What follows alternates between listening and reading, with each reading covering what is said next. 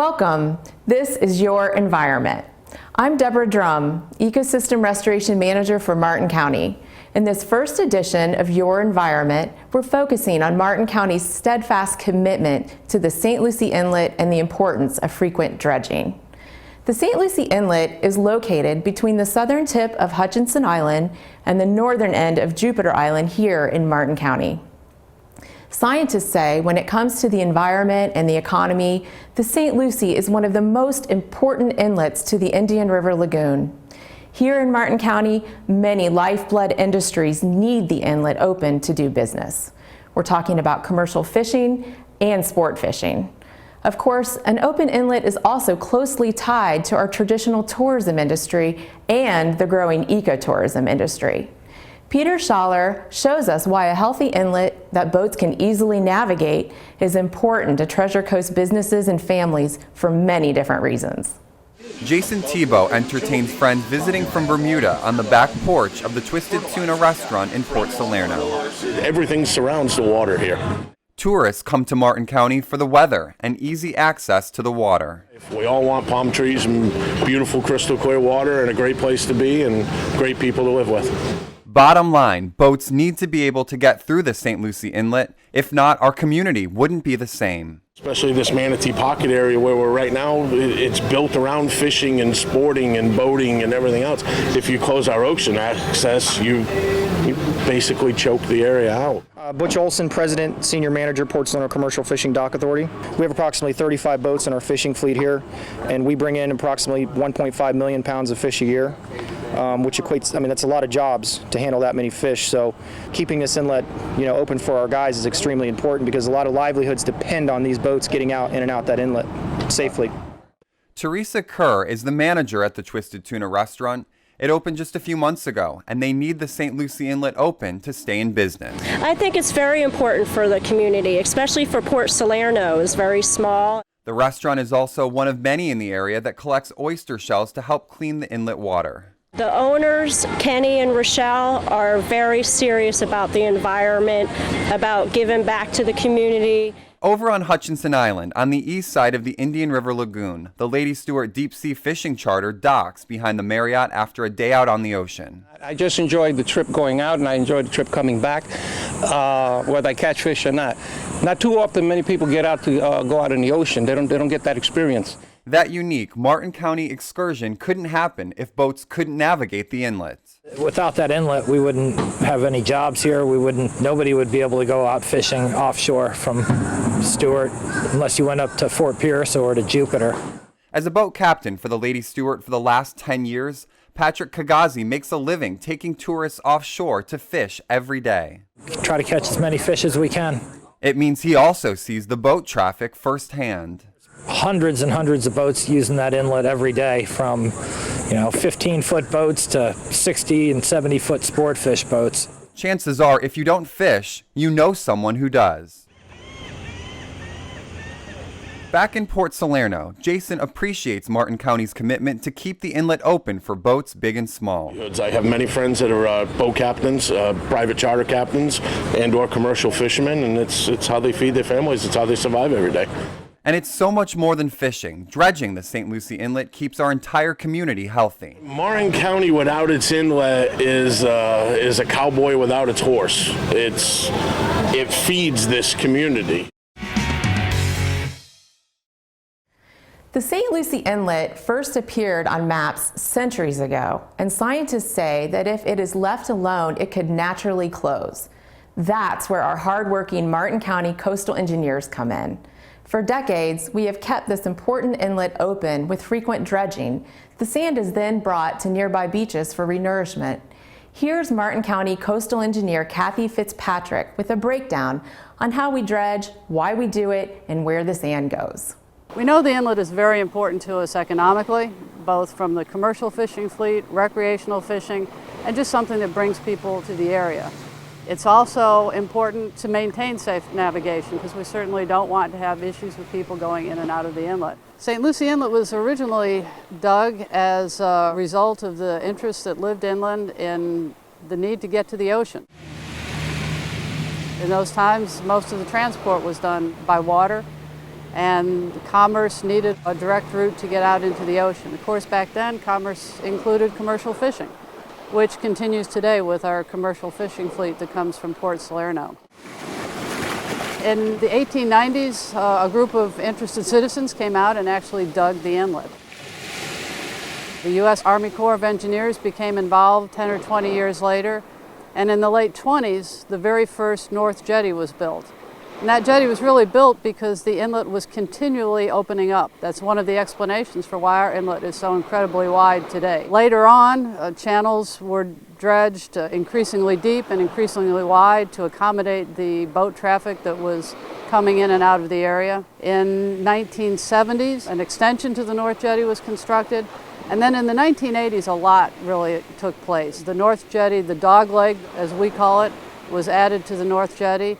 The detached breakwater was constructed, and the South Jetty was constructed. And that was really the heart of the inlet project, to try to stabilize it, to make it safe for navigation, and to minimize the need to do any additional maintenance dredging that might be required. There were a couple extra components that were built over the years. Most recently, about 2002, we dug the Impoundment Basin, which is really a key element in the maintenance of the inlet. The Impoundment Basin allows us to capture the sand that's coming in from the north and hold on to it, keep it out of the inlet, and keep it in an area that we can go back and get to later. And that's really become a real key element in the management of the inlet in recent times, because we've learned that the existence of inlets really impacts beaches north and south of the inlet. If you can imagine, sand is going up and down the coast all the time. It just depends on which way the waves are breaking. And with the inlet there, it interrupts that flow. So beaches everywhere are impacted by it. The state recognized this back in the 1980s and began establishing inlet management plans for inlets up and down the coast. We have made a concerted effort to dredge as much sand as possible and get it on the beaches, mainly to the south of the inlet. This has been an ongoing effort. We've done 6 maintenance dredging projects where the sand's been moved south since we adopted our inlet management plan in 1996. And the existence of the Impoundment Basin has made that much easier because it gives us a go-to place where we can get that sand that we need to get. So every time we do an inlet maintenance project, it's quite a long process, which starts with the development of plans and specifications, which means we have to come out here, survey the area, and determine what needs to be dredged. Then we need to find the right place to put it on the beach. As I said, typically we have in the past gone to the south. Often we've gone to the wildlife refuge, which some of you may remember in 1963 broke through. The barrier island was actually breached during a storm, and an interim inlet was formed there. It's very important to get the placement right. When we get the sand from the inlet, we need to put it on the beach in the places where it's going to do the most good. The Corps of Engineers adopted this as a federal inlet back in the 1920s, and they have been a constant partner since then. Most of our projects involve the Corps, and most of the time it's the Corps that's actually developing the plans and specs, advertising, and contracting. Although when the need arises, the county's been ready to step up to the plate and do it themselves. We're ready now to go either way. Whatever works, whatever keeps navigation safe and keeps the sand moving to the beaches north and south, that's what the county's ready to do. The partnerships are wide. If the Corps is involved, we get a large amount of funding from the Corps. The state has really stepped up, recognizing the inlet's importance up and down the coast. They have made inlet maintenance projects eligible for up to 75% of what we spend on every project. Of course, the availability of those funds depends on the appropriations that come from the legislature. But we have had a constant partner in the state. The Florida Inland Navigation District has also been an important partner in our projects. They have, through their Waterways Assistance Program, contributed funds to a number of our dredging projects. And then, of course, there's the county that comes in and gets the job done. The environment is really the core of Martin County, and the water, the marine environment, the fresh water is certainly a big part of that. And anytime we go out and do a construction project in the marine environment, there's going to necessarily be environmental concerns. The concerns go from shorebirds up on the beach, nesting sea turtles, to the benthic creatures, and out to our nearshore environment. Martin County is the northern end of the Florida Reef Tract, and we've got very valuable reefs sitting to the south of our inlet, and it's something that we want to make sure that we take into consideration and keep safe. Before we do any projects, we go out and do intensive baseline monitoring to determine the health of the environment and the function of the environment, onshore and offshore. We're out every year checking on the shorebirds, monitoring the sea turtle nesting, and checking the health of our reefs to make sure that what we're doing is not having any unintended consequences. Happily, to date, they haven't, but that doesn't mean we won't keep checking. When you make a decision to become a coastal engineer and not a civil engineer or electrical engineer, it's because you want to be outside. You want to be outside in the heat and the sand, and you want to have a chance to get out into the water. It's no secret that I know I've got the best job at the county. And one of the reasons is being able to be out here in a setting like we're out here in today. The ability to work with our citizens and make this a better, safer place for the residents and also protect the environment has got to be one of the highlights of my job.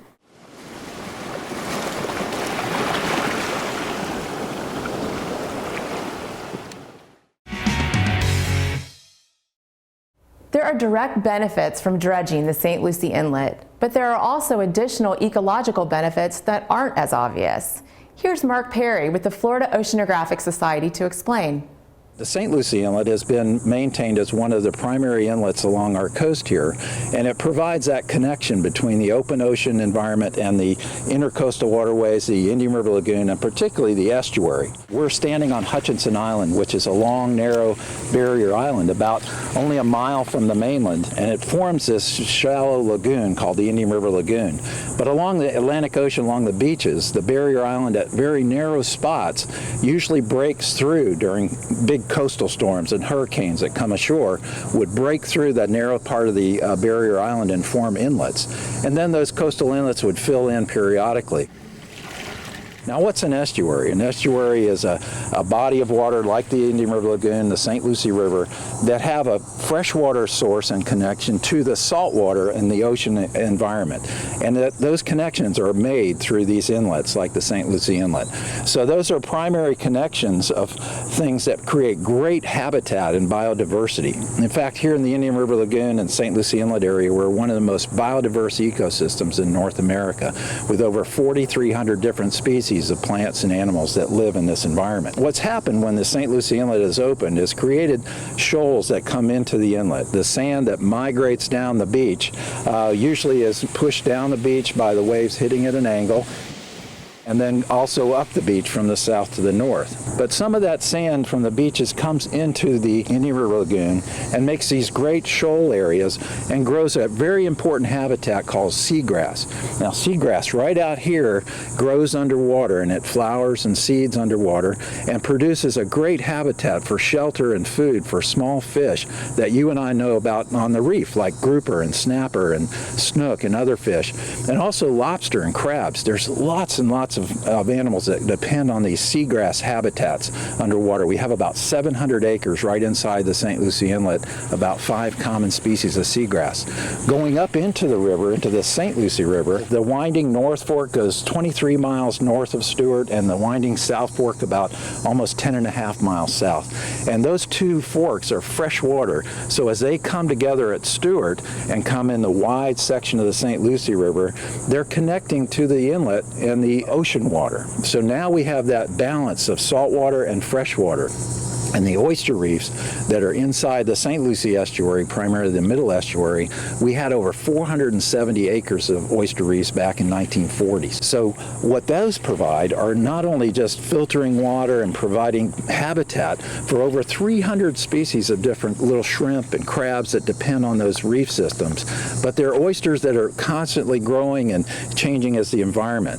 Now, one thing that has happened, of course, over the years is we've expanded the St. Lucie watershed to what was about 100,000 acres to now about 500,000 acres by adding agricultural canals and also the canal connection to Lake Okeechobee.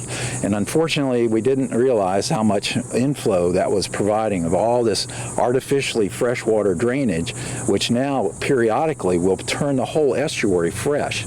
And if that happened, then the oysters would die, the seagrass would start to die back because it depends on the salinity in the ocean. So we lose that primary source of habitats if we have too much fresh water coming in. If we didn't have the St. Lucie Inlet and that connection to the ocean, then again we'd really have this freshwater system that would constantly be changing those habitats of seagrass, mangroves, and oyster reefs. The last connection we have, of course, the real connection on the nearshore reef environments. It's the sabble-haired worm reef, known as the bathtub reef, north of the inlet, and the state park reef, south of the inlet, is the northern limit for corals you find in the Keys and the Bahamas. And they depend on the estuary and that connection to have the nutrients they need, just the right balance, as well as that nearshore environment to grow these coral reefs and the sabble-haired worm reefs. So they're important habitats. Again, the reefs, the seagrasses, the oysters, the mangroves, are all depending on this interconnection and the life cycles of fish like juvenile grouper, snapper, snook, tarpon, lobster. They all depend on that migration of in and out of the inlet. They spend their juvenile stages in the estuaries in the Indian River Lagoon, and then they're out into the oceans and on the reef environments in their adult life. And so even our sea turtles do that. We have the largest nesting beaches for Western Hemisphere of loggerhead turtles on our beaches.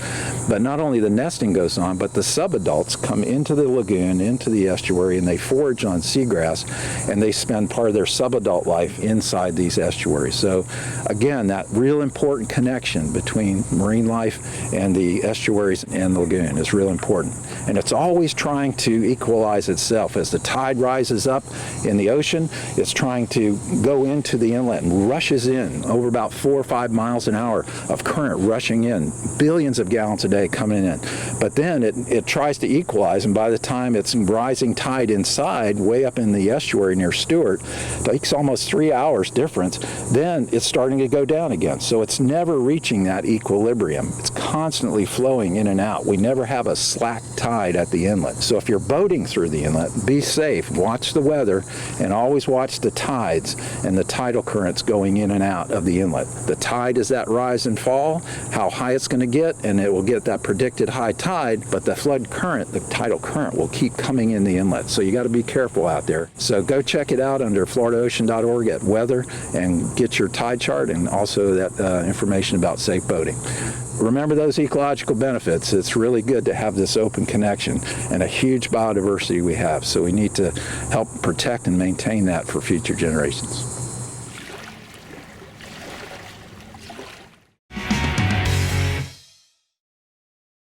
In this edition of Your Environment, we covered Martin County's steadfast commitment to the St. Lucie Inlet and the importance of frequent dredging.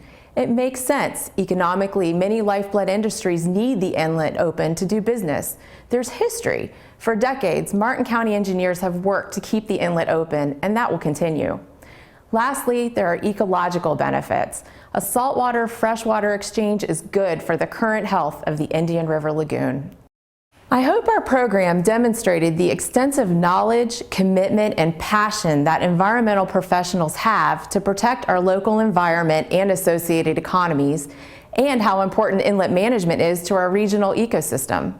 Public awareness and involvement is critical to our collective success in ecosystem restoration projects. We are counting on you to be a partner in our efforts. Thank you for watching Your Environment.